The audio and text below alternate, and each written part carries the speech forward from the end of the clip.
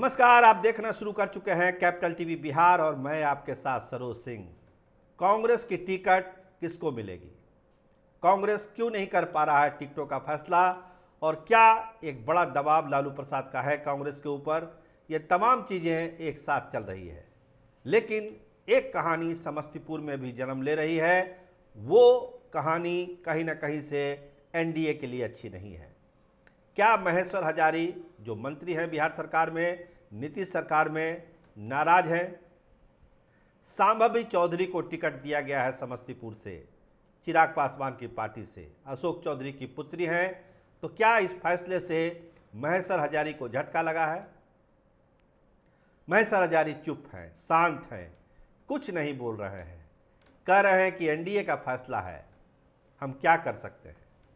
लेकिन दिल के अंदर की जो पीड़ा है वो बहुत सारी कहानियां कहती है समस्तीपुर के लिए। सन्नी हजारे उनके पुत्र थे, उनकी मुलाकात भी हुई थी चिराग पासवान से, सन्नी हजारी भी साथ में थे, बहुत सारा भरोसा और आश्वासन भी दिया गया था महेश्वर हजारी को। लेकिन अशोक चौधरी ने बाजी पलट दी और वो टिकट उनकी बेटी को मिल गया। देखिए, बहुत सारे कारण हैं उस टिकट को लेके, संघ का भी दबाव था और तमाम तरह की चीज़ें हुई। कहा जा रहा है कि मुख्यमंत्री भी चाहते थे, तो बहुत सारी चीज़ें मिलके सांभवी चौधरी का टिकट बना। लेकिन महेश्वर हजारी जो इस बार दावा कर रहे थे कि कम से कम 3 लाख वोट से वो जीतेंगे, उनका पुत्र जीतेगा, उनके दावे का क्या होगा? अब क्या चुपचाप बैठे हुए हैं?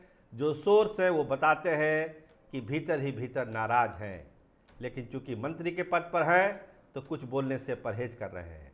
लेकिन सन्नी हजारे कहाँ चुप बैठने वाले हैं? उनकी नाराज़गी झलकती है, उनकी नाराज़गी झलकती है टिकट के बंटवारे को लेके। तो पहले हम बात कर लेते हैं महेश्वर हजारी की, तब हम बात करेंगे सांभवी चौधरी की कि क्या है सांभवी चौधरी की वहाँ बैटिंग। और इसके अलावा एक बात करेंगे पूर्णिया की भी कि कैसे पप्पू यादव के कारण उदय सिंह जो बड़े नेता हैं, वहाँ से सांसद भी रहे हैं, उन्होंने पूर्णिया का मैदान खाली कर दिया। लेकिन पहले बात महेश्वर हजारी की कि क्या चल रहा है। देखिए, कांग्रेस में बहुत सारे लोगों से मुलाकात महेश्वर हजारी के लोग कर रहे हैं, लॉबिंग हो रही है महेश्वर हजारी के लिए कि टिकट जो है दिया जाए सन्नी हजारी को।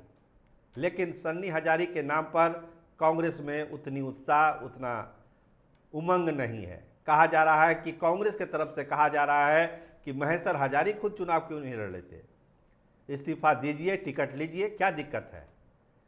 लेकिन अभी ये सोचना है महेश्वर हजारी को कि क्या वो मंत्री बने रहेंगे या फिर इस्तीफा देकर समस्तीपुर का टिकट लेंगे। देखिए, सन्नी हजारी को टिकट देने के लिए कांग्रेस तैयार नहीं है।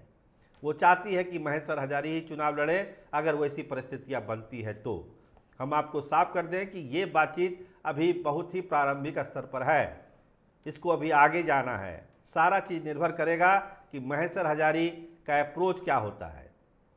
आज के तारीख में महेश्वर हजारी कहते हैं कि वो तो नीतीश की सेना है, नीतीश कुमार के लिए काम करते हैं, वो जनता दल यूनाइटेड के हैं, फिर आप ऐसी बात क्यों करते हैं।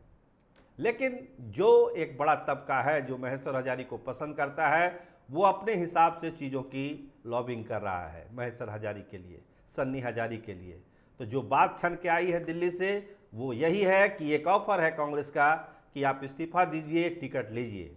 सन्नी हजारी को टिकट देने से कांग्रेस ने मना किया है। देखिए, बहुत सारे नाम हैं लिस्ट में। बीके रवि का नाम है, काफ़ी दिनों से समस्तीपुर के लगे हुए हैं। आईपी गुप्ता, जिनको जमुई का टिकट नहीं हो पाया, वो लगे हुए हैं कि कहीं समस्तीपुर में हम एडजस्ट कर जाएं। कुछ और दलित नेताओं के भी नाम हैं। लेकिन महेश्वर हजारी के एंट्री के बाद समस्तीपुर का जो समीकरण है अब वो बदलता हुआ लग रहा है। लगता है कि एक मुकाबला वहाँ पर बहुत टाइट हो जाएगा अगर महेश्वर हजारी खुद वहाँ के अखाड़े में उतर गए। क्योंकि सांभवी चौधरी की बैटिंग वहाँ ताबड़तोड़ शुरू हो चुकी है, मुख्यमंत्री से भी आशीर्वाद लिया है। देखिए तस्वीरें, ये तस्वीरें बताती है कि सांभवी चौधरी की बैटिंग कितनी फुल स्विंग में चल रही है। पूरा भरोसा है सांभवी चौधरी को और अशोक चौधरी को कि समस्तीपुर की जनता आशीर्वाद देगी और सबसे कम उम्र की सांसद चुन के सांभवी चौधरी बिहार से जा सकती है लोकसभा में। तो ये तो आगे की कहानी है, अभी फिलहाल तो अभी बैटिंग शुरू हुई है। लेकिन महेश्वर हजारी का जो मामला आया है वो कहीं ना कहीं से एनडीए की चिंता बढ़ा सकता है कि अगर इस्तीफा देकर महेश्वर हजारी कांग्रेस के टिकट पर लड़ते हैं समस्तीपुर, तो वहां का मुकाबला कितना रोचक, कठिन और दिलचस्प हो जाएगा। अब बात करते हैं पूर्णिया की, जहां पर उदय सिंह ने कल साफ कर दिया कि वो अब पूर्णिया की लड़ाई में नहीं है, पूर्णिया की लड़ाई से वो बाहर जा चुके हैं। अगला जो हो काम होगा, वो कह रहे हैं कि विधानसभा चुनाव की हम तैयारी करना शुरू कर चुके हैं। जन स्वराज का बैनर के साथ वो सीमांचल के इलाके में अच्छे लोगों को जोड़ेंगे और विधानसभा चुनाव की तैयारी करेंगे। सुनिए क्या कह रहे हैं उदय सिंह। लोकसभा चुनाव में 2024 में मेरी उपस्थिति नहीं रहेगी, मेरे लोग निराश होंगे, मैं उनसे क्षमा मांगता हूं। लेकिन क्षमा मांगने के साथ साथ कहना चाहता हूं कि इस चुनाव से कहीं बड़ी लड़ाई, कहीं बड़ा संघर्ष साथ ही शुरू हो रहा है। और जिस नाटकीय ढंग से कांग्रेस पार्टी ने पप्पू यादव और उनके दल को अपने में सम्मिलित किया, मेरे लिए संभव नहीं है कि मैं उस कांग्रेस पार्टी का सदस्य बनूं या रहूं, और इसलिए मैं अपने आप को मुक्त महसूस करता हूं कि अब मैं महागठबंधन का औपचारिक रूप से सदस्य नहीं। इसलिए जिस व्यक्ति के चरित्र पर ही मुझे यकीन न हो, उनके स्वास्थ्य की मैं अच्छी कामना कर सकता हूं, लेकिन पूर्णिया के नेतृत्व करने के लिए ऐसे व्यक्ति को मुझसे आशीर्वाद प्राप्त मिलना कठिन है। मतलब साफ है कि पप्पू यादव के लिए एक और रोड़ा साफ हो गया पूर्णिया में।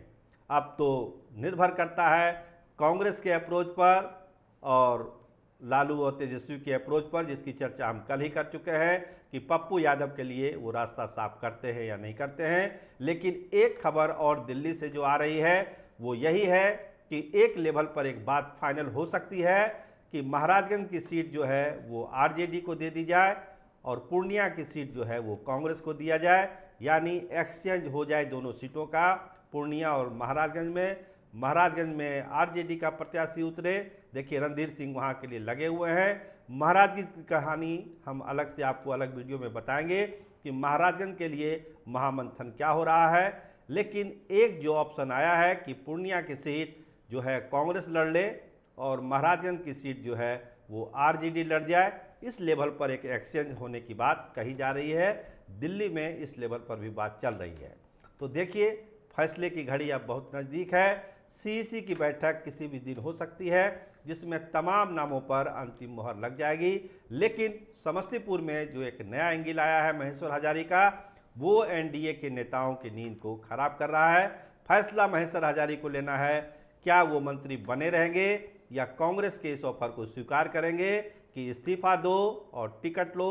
आप देखते रहिए कैपिटल टीवी बिहार। आपका बहुत धन्यवाद, आपका बहुत शुक्रिया।